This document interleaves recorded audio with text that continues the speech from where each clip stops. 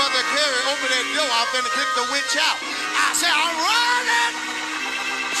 running. I guess the witch won. But wait, there's more.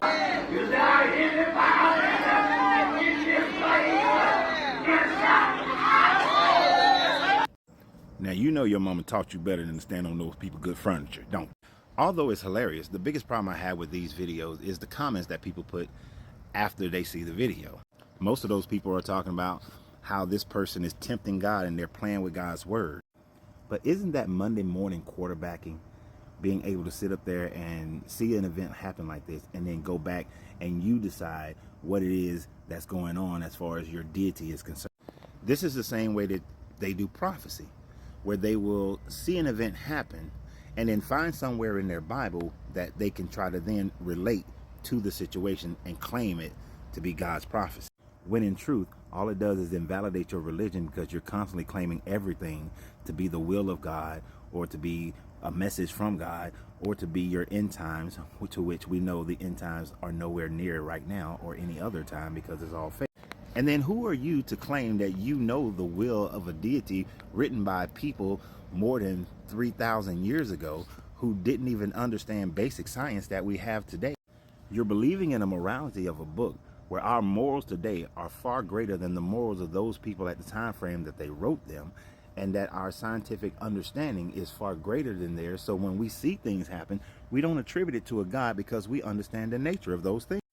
Anything that we don't know the nature of goes into luck, chance, or miracle. But if you look at your previous experience of the world, then what you would understand is that since we were able to figure out exactly why the hurricane happens, why the volcano erupts, or why the earthquake happens, then any other thing that we don't understand, that eventually we'll understand the science of that as well. So although those pastors failed at their attempts to be overly dramatic, we know that they were just trying to be overly dramatic to entertain the people. It had nothing to do with your deity. The cause and effect is simply this: the big man tried to kick his leg up, and he didn't have his left foot in the proper space so that the right leg can go up and down, and he returned. He had his left foot too far forward. And as I explained with the older pastor, when he stood in a chair, when he got ready to step over, he kicked his right leg out just a little too far and got tripped up by the other man. Had nothing to do with your deity. It's called cause and effect. It's one of the most powerful laws in the Hermetic laws.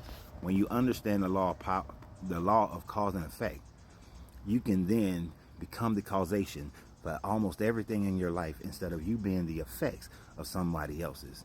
But that's what Christianity wants you to be. It wants you to be the effect and allow God to be the causation of everything. Therefore, you have no power whatsoever. I can never live a powerless life.